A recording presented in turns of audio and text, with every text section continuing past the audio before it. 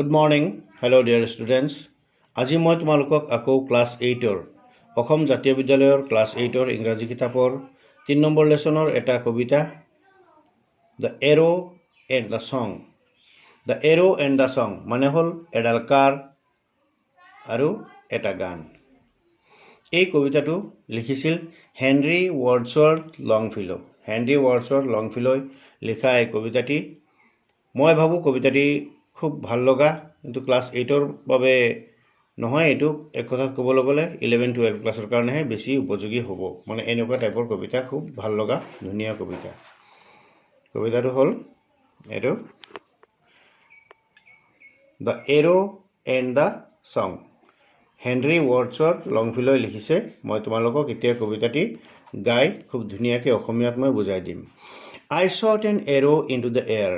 মই বতাহত এডাল কাৰ নিক্ষেপ কৰিলোঁ, মানে কাৰ মাৰিলোঁ। It fell to earth. এইটো গৈ মাটিত পৰিল, মানে পৃথিৱীৰ কৰবা মাটিত গৈ পৰিল, পৃথিৱীত পৰিল। I knew not where. মই নাজানো ক'ত পৰিছিল। For so swiftly it flew. আৰু এইটো ইমানেই তীব্ৰ বেগত গৈছিল। The sight could not follow it in its flight. আৰু ইয়াৰ উৰণৰ যিটো গতি সেইটো দৃষ্টিশক্তিয়ে মানে ধৰিব পৰা নাছিল। দৃষ্টিশক্তিয়ে তাক অনুসৰণ কৰিব পৰা নাছিল, কিমান স্পীডত গৈছিল। I breathed a song into the air. মই বতাহত এটা গান গাইছিলোঁ, এটা গান মই বতাহত এৰিছিলোঁ মানে। It fell to earth. আৰু এইটো গৈ পৃথিৱীত পৰিছিল, ক'ৰবাত মাটিত মানে ক'ৰবাত পৰিছিল। I knew not where. এইটো ক'ত পৰিছিল মই নাজানিছিলোঁ। For who has sight so keen and strong. যিজনৰ দৃষ্টিশক্তি খুব তীক্ষ্ণ আৰু শক্তিশালী, যাৰ দৃষ্টিশক্তি খুব তীক্ষ্ণ আৰু শক্তিশালী, ইমানেই শক্তিশালী আৰু মানে প্ৰখৰ, that it can follow the flight of song. যিজনে সেই গীতৰ গতিটো অনুসৰণ কৰিব পাৰে। Long long afterward. বহুত দিনৰ পিছত in an oak.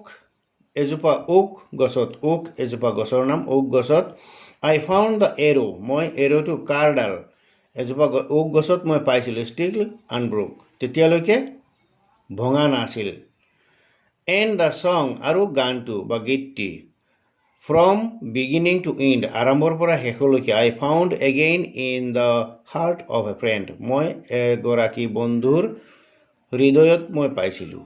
এই গীতটো বহুত গধুৰ, মানে তত্ত্বগধুৰ বুলি কোৱা হয়, মানে অৰ্থটো অলপ গভীৰ। গতিকে এই কবিতাটো একচুৱেলি বহুত উচ্চ খাপৰ কবিতা হয়, খুব ধুনীয়া লাগিছে। মই আকৌ তোমালোকক পঢ়ি দিছোঁ, তোমালোকে ভালকৈ মনোযোগৰ শুনিবা। আৰু অৰ্থটো এবাৰ গালোঁ, যদি 2-3 বাৰ শুনা ভালকৈ মনত থাকিব।